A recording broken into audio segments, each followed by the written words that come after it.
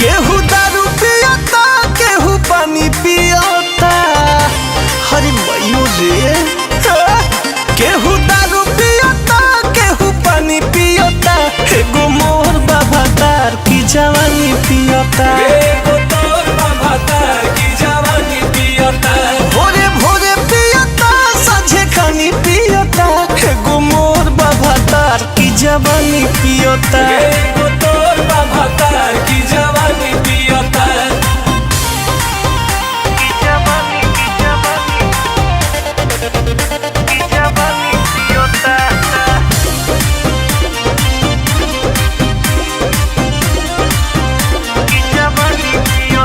नहीं सुनेला मोरा करे जोरी जोरा दबावेला कोरा।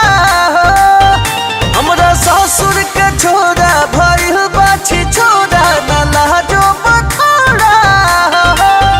नहीं मानता बलमुआ मनाई कैसे। नहीं सुझता उपाय हो बचाई कैसे।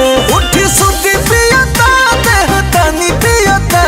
एगो मोर बाबा तार की जवानी पियता। एगो मोर बाबा तार की जवानी पियता।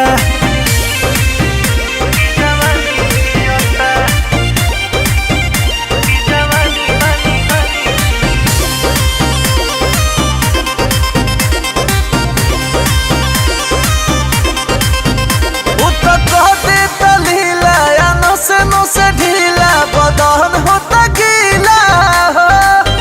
कहे हमरा के सीला उ भइल रंगीला हिला दे तकीला हो। ई तो सब धन तहस नहस करता। कुछ बोलला पर हमसे बहस करता। चौहानी सामान को के हानि पियता। एगो मोर बाबा तार की जवानी पियता।